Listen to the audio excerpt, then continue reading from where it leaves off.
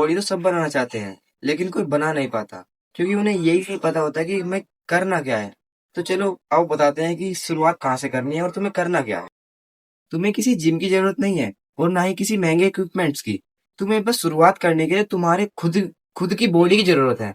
जैसे कि अगर हम अपनी कैलिस्थेनिक जर्नी की शुरुआत बताएं, तो शुरू में हमारे पास भी कुछ नहीं था।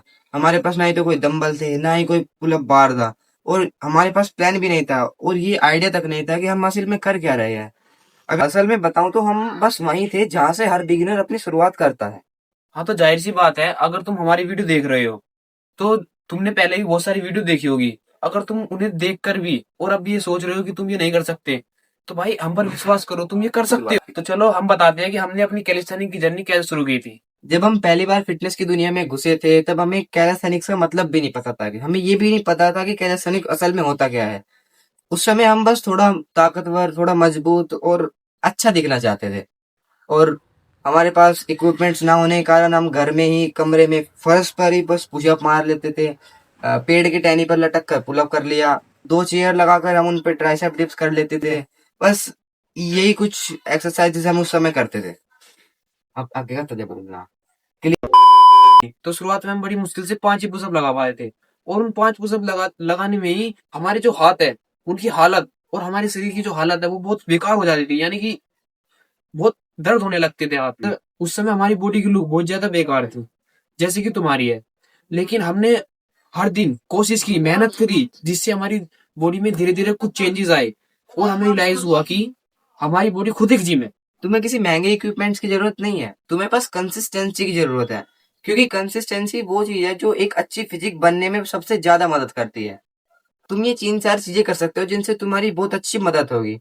जैसे कि इसमें सबसे पहले नंबर पर है, कोई भी 3 या 4 एक्सरसाइजेस चुन लो जिनको तुम रेगुलरली परमानेंटली तुम्हें करने ही है। जैसे कि पुशअप, स्क्वाट्स, प्लैंक। ये कुछ ऐसी एक्सरसाइजेस है जो तुम्हारे मेन मसल्स को टारगेट करती है।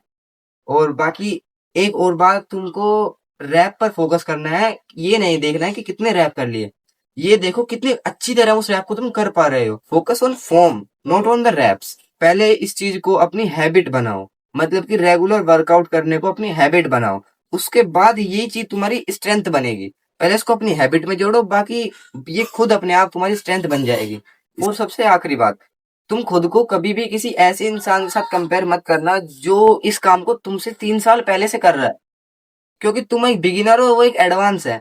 हाँ, तुम ये जरूर कर सकते हो कि जब तुम डिमोटिवेट हो जाओ, तो खुद को उस इंसान से कंपेयर करो जो कुछ भी नहीं कर रहा है, जो तुमसे भी बेकार है।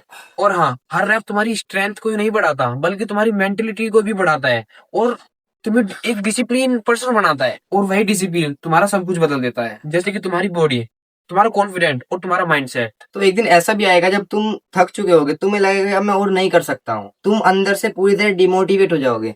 लेकिन उस समय तुम्हें याद करना है कि तुमने शुरुआत क्यों की थी, तुम इस चीज में घुसे क्यों थे।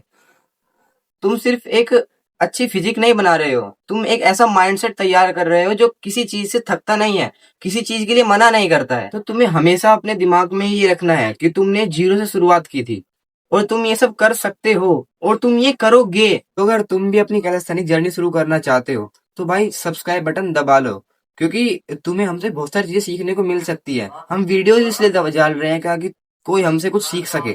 तो कमेंट में जरूर बताकर जाना कि तुम्हें अपनी जर्नी शुरुआत करने में कहाँ पर परेशानी आ रही है। हम यहाँ तुम्हारे लिए तो है, तुम अपनी परेशानी बताओ, को लेकर हम तुम्हारे लिए एक और वीडियो बना देंगे। और हाँ, कमेंट में जरूर बताकर जाना। तो चलो एक साथ ग्रो करते हैं, एक साथ आगे बढ़ते हैं।